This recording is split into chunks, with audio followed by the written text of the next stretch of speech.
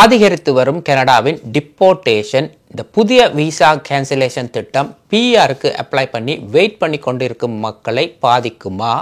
கனடாவின் asylum claim 2020 ஆண்டில் இருந்து தான் அதிகரிக்க தொடங்கியது. பிஆருக்கு அப்ளை பண்ணி 6 மாதங்களுக்கு மேலாக அன்எம்ப்ளாய்மெண்டில் இருப்பவர்களின் அப்ளிகேஷன் ரிஜெக்ட் செய்யப்படுகிறது. மார்ச் மாதத்திலிருந்து 2 லட்சத்துக்கு மேற்பட்டோரின் போஸ்ட் கிராஜுவேட் ஒர்க் பெர்மிட் நிறைவுக்கு வரும் காலம் அடுத்த வருடம் 1.2 மில்லியன் பீப்புளும் அதுக்கு அடுத்த வருடம் 1.1 மில்லியன் பீப்புள் நாடு திரும்ப வேண்டும். நாடு திரும்பாவிட்டால் டிப்போர்ட் செய்யப்படுவார்கள். கனடா விசா மூலம் அமெரிக்கன் போர்டரை இல்லீகலா கடந்த மக்கள் திரும்பி கனடா வர முடியாமல் தவிர்க்கின்றனர்.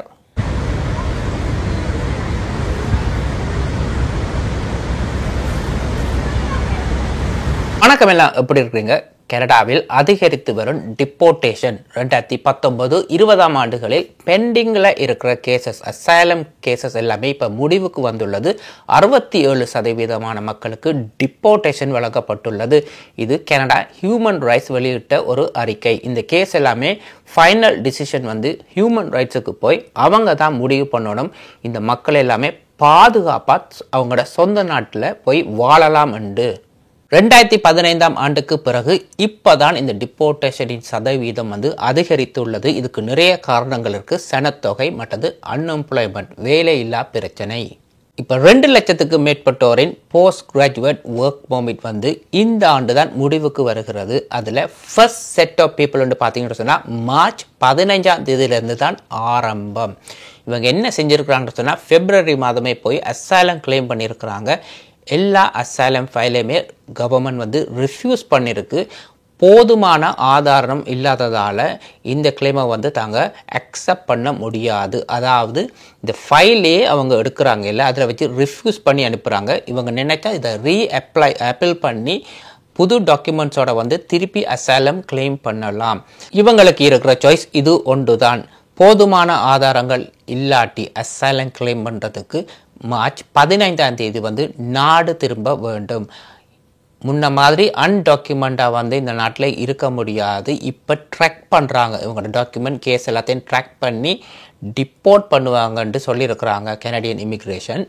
என்னதான் கனடியன் இமிக்ரேஷன் ரூல்ஸ் அண்ட் ரெகுலேஷனை டைட் பண்ணினாலும் இங்கே இருக்கிற ஒரு சில இமிக்ரேஷன் கன்சல்டன்ட் வந்து இந்த சிஸ்டத்தை வந்து ஈஸியாக மிஸ்யூஸ் பண்ணிடுறாங்க. ஒரு நபரை பார்த்தீங்கன்னு சொன்னால் ஆட்டோ மெக்கானிக்கல் படிச்சுட்டு கேஸ் ஸ்டேஷனில் ஃபுல் டைமாக வேலை செஞ்சு கொண்டு வந்திருக்கிறார். அவருக்கு ஒர்க் பெர்மிட் வந்து போஸ்ட் கிராஜுவேட் ஒர்க் பெர்மிட் வந்து இந்த மார்ச் 15ஆம் தேதி முடிவுக்கு வருது. ஆனால் இன்னும் 2 வருடம் வந்து அதை வந்து எக்ஸ்டெண்ட் பண்ணி கொடுத்துருக்குறாங்க. அப்படின்னு சொன்னால் ஒரு சில ப்ரைவேட் காலேஜஸ் என்ன செய்கிறாங்கன்னு சொன்னால் கோர்சஸை ஆட் பண்ணி அவருடைய விசா ஒர்க் பெர்மிட்டை வந்து எக்ஸ்டெண்ட் பண்ணி கொடுத்துருக்குறாங்க இன்னும் 2 வருடத்துக்கு. அதாவது அவங்க $8,000 வந்து சார்ஜ் பண்ணியிருக்கிறாங்க ஒரு கோர்ஸை இவருக்கு ஆட் பண்ணி. இந்த கனடாவில் இன்னும் ஒரு கோர்ஸை வந்து இவர் இந்த நாட்டில் செய்ய போகிறாருன்னு சொல்லி அந்த கோர்ஸுக்கான ஃபீஸ் எல்லாத்தையும் காட்டி இவங்க வந்து அதை அக்செப்ட் பண்ணி கொடுத்துருக்குறாங்க. இப்படி நிறைய இடங்களில் இது நடந்து கொண்டு தான் இருக்குது. இவருக்கு அவங்க கொடுத்துருக்குற கண்டிஷன் என்னென்னு சொன்னால், நீங்கள் வந்து இங்கே படிக்க தேவையில்லை, வீக்குக்கு ஒருக்கா வந்து நீங்கள் எங்களோட ப்ரைவேட் காலேஜில் வந்து ஒரு அட்டெண்டன்ட் மாதிரி கையெழுத்து வச்சுட்டு போகணும். அதாவது நாங்கள் கவர்மெண்ட்டுக்கு சொல்லணும் நீங்கள் இந்த ப்ரொவின்ஸில் இங்கே இன்னும் இருக்கிறீங்கன்ட்டு வந்து அப்டேட் பண்ணணும் இவரை. அதுக்காகவே இவர் வந்து வீக்லி போய் அங்கே கையெழுத்து வச்சா காணும் அந்த ஸ்கூலில் இவர் படிக்க தேவையில்லை. இவர் என்ன செய்ய போகிறாருன்னு சொன்னால் பார்ட் டைமாக வேறு இடங்களில் வந்து கை காசுக்கோ ரெஸ்டாரண்ட்லேயோ எங்கேயோ வேலை செய்யத்தான் போகிறார். அதுக்காகத்தான் கனடாவில் வந்து எக்ஸ்டெண்ட் பண்ணியிருக்கிறார். வழியே இந்த நாட்டில் அவருக்கு தெரியும் பிஆருக்கு அப்ளை பண்ணால் வந்து ரிஜெக்ட் பண்ணுவாங்கன்ட்டு, இல்லாட்டி ஒர்க் பெர்மிட் முடிய விட்டு நாட்டை விட்டு வெளியில் போக வேணும். ஸோ இந்த நாட்டில் இருக்கிறதுக்கான காலங்களை எக்ஸ்டெண்ட் பண்ணுறதுக்கு இந்த மாதிரி சின்ன சின்ன கல்லூரிகள் எல்லாமே ஹெல்ப் பண்ணுது. இவங்கெல்லாம் முந்தி வந்து இணையதளங்களில் வெளியில் வந்து ஃபோன் நம்பரோடையே போடுவாங்க, எந்த விதமான ஒர்க் பெர்மிட்டுமே எடுத்து தருவோம்ட்டு. இப்போ பார்த்தீங்கன்னு சொன்னால் கம்யூனிட்டி ரேடியோலையும் இல்லாட்டி சின்ன சின்ன பிளாஸாலையும் தான் இந்த அட்வர்டைஸ்மெண்ட் இருக்கும். அவங்கள நாடி போவீங்களா இருந்தால் உங்களால் இதை செய்ய முடியும்.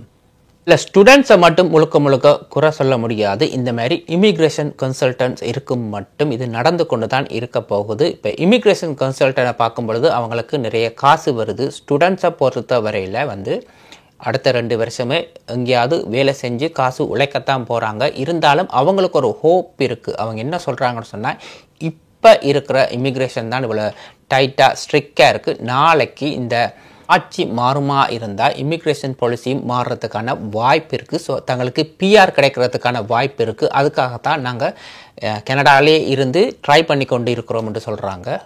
2019க்கு முதலெல்லாம் பார்த்தீங்கன்னு சொன்னால், நீங்கள் ஒரு ஸ்டூடெண்ட் விசா வந்து 2 இயர்ஸ் படிச்சுட்டு பிஆருக்கு அப்ளை பண்ணுவீங்களா இருந்தால் உங்களுக்கு உடனே பிஆர் வந்து கிடைச்சிடும். அதுக்கு காரணம் வந்து ஒன்று சனத்தொகை குறைவு, அப்போ ஒர்க் ஃபோர்ஸும் குறைவாக இருக்கிறதால பிஆர் வழங்கப்பட்டது. இப்போ பெண்டிங்கில் இருக்கிற கேஸ் எல்லாமே இப்போ ரிஜெக்ட் பண்ணுறாங்க பிஆர். ஏன்னு சொன்னால், நீங்கள் படித்து முடிஞ்சு ஒரு வேலை செஞ்சுருப்பீங்க, உங்களுக்கு இப்போ அன்எம்ப்ளாய்மெண்ட்டில் இருப்பீங்களா இருந்தால் 6 மாதத்துக்கு கிட்ட ரிஜெக்ட் பண்ணுறாங்க. அது மட்டும் இல்லை, இவங்க அன்எம்ப்ளாய்மெண்ட்டில் இருந்து கொண்டு ரெஸ்டாரண்ட்லேயும் ஊபரும் வேறு பார்ட் டைம் வேலை வந்து நீங்கள் லீகலாக செய்யலாம். அப்படி செய்யும் பொழுது இவங்க நினைக்கிறாங்க என்று சொன்னால் பிஆர் அப்ளிகேஷனுக்கு ஒரு பிரச்சனையுமே வராதுண்டு. கவர்மெண்ட் வந்து இந்த மாதிரி அப்ளிகேஷனை வந்து இப்போ ரிஜெக்ட் பண்ணுறாங்க. எனி விசா கேன் கேன்சல்னு சொன்னால் இதுவும் இதுக்குள்ளே அடங்கும்னு சொல்கிறாங்க. அதாவது இப்போ இருக்கிற பாப்புலேஷனை குறைக்கிறதுக்கு முந்தி மாதிரி பிஆர் கேரண்டி இல்லை. ஸோ நீங்கள் படித்த படிப்புக்கேற்ற வேலை தொடர்ந்து செய்வீங்களா இருந்தால், இது ஒரு பழைய அப்ளிகேஷனாக இருக்குமா இருந்தால் ப்ரோசஸ் பண்ணுறதுக்கான வாய்ப்பு இருக்குது. நீங்கள் படித்த படிப்புக்கான வேலை இப்போ லே ஆஃபில் இருக்குது, உங்களால் அந்த வேலையை எடுக்க முடியல, நீங்கள் பார்ட் டைமாக வேறு வேலை செஞ்சு கொண்டு இந்த நாட்டில் வாழ்கிறீங்களா இருந்தால் உங்களுக்கான அப்ளிகேஷனை வந்து இப்போ ரிஜெக்ட் பண்ணுறாங்க. ஒரு எக்ஸாம்பிளுக்கு பெல்வில்ல வந்து 2 இயர்ஸ் மெடிக்கல் காலேஜ் முடிச்சுட்டு டொரண்டோவில் 1.5 வருஷமாக வந்து ஒரு கேரில் வேலை செஞ்சு கொண்டு இருந்திருக்கிறாங்க. அதே நேரத்தில் பிஆருக்கும் அப்ளை பண்ணியிருக்கிறாங்க. இப்போ இந்த 1.5 வருஷத்துக்கு பிறகு இந்த வேலையை லூஸ் பண்ணிட்டாங்க. அந்த வேலையை அவங்களால ட்ரை பண்ணி பார்க்குறாங்க, அதே வேலையை எடுக்க முடியலை. அதாவது படித்த படிப்புக்கான வேலைக்கு இவங்க குவாலிஃபைடு இல்லை, எந்த ஒரு இடத்துலையுமே காணாதனால இவங்க என்ன செஞ்சுருக்கிறாங்கன்னு சொன்னால், அன்எம்ப்ளாய்மெண்ட் எடுத்துக்கொண்டு 6 மாதமாக ரெஸ்டாரண்ட்டில் வந்து இங்கே வேலை செஞ்சு கொண்டு இருந்திருக்கிறாங்க. நீங்கள் லீகலாக அன்எம்ப்ளாய்மெண்ட் எடுத்துக்கொண்டு பார்ட் டைமாக வந்து ரெஸ்டாரண்ட்டில் நீங்கள் வேலை செய்யலாம். ஸோ வார பணம் வந்து இவங்களுக்கு வாழ்க்கைக்கு போதுமானதாக இருந்தாலும் இந்த பிஆரை வந்து அவங்க ரிஜெக்ட் பண்ணிட்டாங்க. நீங்கள் படித்த படிப்புக்கேற்ற வேலை உங்களால் தொடர முடியவில்லை, அதுக்கான ஏற்ற படிப்புக்கான வேலை உங்களுக்கு இங்கே இல்லை என்று சொல்லி ஒரு காரணத்துக்காக வந்து ரிஜெக்ட் பண்ணிட்டாங்க. இவங்க என்ன செஞ்சுருக்குறாங்கன்னு சொன்னால், இங்கே ஒன்டாரியோவில் ரிஜெக்ட் பண்ணதால் வேறு ப்ரொவின்ஸுக்கு இப்போ மூவ் பண்ணி அங்கே போய் ட்ரை பண்ண போயிருக்கிறாங்க. என்ன நடந்ததோ தெரியாது. இப்போ கூடுதலாக வந்து நீங்கள் டவுன் டவுனில் கூட காணக்கூடியதாக இருக்கும். அதிக அளவான ஸ்டூடெண்ட்ஸை வந்து காணக்கூடியதாக இருக்காது. கொஞ்சம் கொஞ்சமாக வந்து ஸ்டூடெண்ட்ஸ்ட எண்ணிக்கை குறைஞ்சு கொண்டு வருகிறது. வேணுமெண்டா கொஞ்சம் கவனித்து பாருங்கள். இதுக்கான காரணம் வந்து இவங்க நாட்டை விட்டு வெளியில் போயிட்டாங்கன்ற அர்த்தம் இல்லை, வேறு ப்ரொவின்ஸில் போய் ட்ரை பண்ணுறாங்க.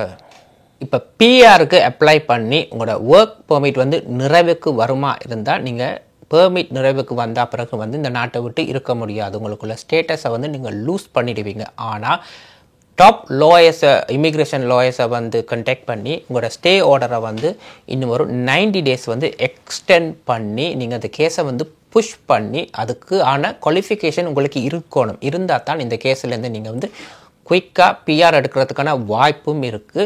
நிறைய பணம் செலவழிக்கவும் வேண்டும். இப்போ ஒரு நியூஸ் வந்திருக்கு, அமெரிக்கன் பார்டரை பாஸ் பண்ணி கனடாக்குள்ளே வரத்துக்கு 3000க்கு மேற்பட்ட மக்கள் வந்து வெயிட் பண்ணி கொண்டிருக்கிறாங்க. February 3 ஆல்பர்டா வழி மூலமாக வந்து அமெரிக்காவிலேருந்து கனடாவுக்கு வர முயன்ற 9 பேரை வந்து பிடிச்சிருக்கிறாங்க. அதில் முக்கியமாக எல்லாமே சிறு பிள்ளைகள், 2 வயது 3 வயது குழந்தைகள் கூட அங்கே இருந்திருக்கிறாங்க. பிடிச்சிட்டாங்க கனடாக்குள்ளே என்டர் பண்ண முதல்ல. இப்போ டிசம்பர் மாதத்துக்கு முதல்ல வந்து கனேடியன் பார்டர்லேருந்து அமெரிக்கன் பார்டரை பாஸ் பண்ணி போகிறது வந்து கால்நடையிலே ஒரு வீடுகளுக்கு வீடாக ஒரு தோட்டம் காணி மாதிரி நீங்களாவே நடந்து பாஸ் பண்ணி போயிடலாம். அதாவது பார்டர் சர்வீஸ் இல்லாத நேரத்தை பார்த்து நீங்கள் நடந்து போகலாம். ஒரு 1 hour 2 ஹவர்ஸுக்கு ஒருக்கா தான் இந்த பார்டர் சர்வீஸ் கார் வந்து. Sir, the border's right over there, but what's going on in your neighborhood right now? Nothing much goes on right through here. Once in a while they come through in this area right there. Okay. But most of the time it's up this way, maybe half mile to a mile. Just after you get past the tree line up here. Okay. Where the fields are open. Yep. They come through there. And then when you go this way and you go just past the crest of the hill there, they come through in that area there. So they'd come down the road here in Canada? They would come here to go to here. They're going from America to the... This was, yes. And that's where they set this up. They had a whole encampment here. இவங்க என்ன செய்கிறாங்கன்னு சொன்னால் கனடாவிலேருந்து நடந்து போய் அங்கே ஒரு taxi வந்து இவங்களை பிக்கப் பண்ணி கொண்டு போகும். அப்படித்தான் இருந்தது border சர்வீஸ். அதாவது ஒரு வீட்டிலேருந்து இன்னொரு வீட்டுக்கு போகிற மாதிரி நிறைய இடங்கள் இருக்குது. இப்போ கனடா $1.3 billion ஸ்பெண்ட் பண்ணி எல்லா border சர்வீஸையுமே ஸ்ட்ரிக்ட் பண்ணிட்டாங்க. border சர்வீஸ் இல்லாத இடங்களில் வந்து ட்ரோன் சர்வீஸ் நடக்குது. யாராவது நடந்து போவீங்களா இருந்தால் உங்களை வந்து பிடிக்கலாம். இந்த 3000 பேருக்கு இருக்கிற பிரச்சனை என்னன்னு சொன்னால் அங்கேயும் இருக்க முடியாமல் கனடாக்கும் வர முடியாத ஒரு நிலைமையில தான் இருக்கிறாங்க. இவங்க எப்படின்னு சொன்னால் கனடாக்கு ஏதோ ஒரு வழியாக விசா எடுத்து கனடாக்குள்ளே வந்துட்டு கனடாலேருந்து இல்லீகலாக வந்து அமெரிக்கன் பார்டரை பாஸ் பண்ணி ஒரு டாக்ஸி மூலமாக வந்து வேறு கலிஃபோர்னியா போன சிட்டிக்குள்ளே வந்து இவங்க போயிட்டாங்க. இப்போ அமெரிக்காவில் இப்போ இருக்கிற புது லோவும் படி வந்து நீங்கள் அமெரிக்காவில் வந்து அசைலம் கிளைம் பண்ண முடியாது, அன்டாக்குமெண்ட்டாக கூட இருக்க முடியாது. ஆனால் இவ்வளோ பேர்ட்டையுமே வந்து கனடியன் விசா உள்ள புத்தகங்கள் இருக்குது. இப்போ இவங்களுக்கு வந்து எப்படியாவது திருப்பி கனடா வந்தால் போதும். ஆனால் போர்டரை வந்து இப்போ பாஸ் பண்ண முடியாது. ஏன்னு சொன்னால் February 3 நடந்த சம்பவம். அந்த ஒரு 9 பேரை பிடிச்ச பிறகு இவங்க பயப்படுறாங்க. இவங்களுக்கு யாரும் உதவிக்கு கூட வராங்க இல்லை. அப்படியான ஒரு சிச்சுவேஷனில் தான் இப்போ இருக்கிறாங்க. இவங்க என்ன நினைக்கிறாங்கன்னு சொன்னால் ஏதோ ஒரு வழியில் வந்து கனேடியன் இமிக்ரேஷன் வந்து தங்களுக்கு உதவி செய்யும்ன்ற ஒரு நம்பிக்கை வச்சுருக்கிறாங்க.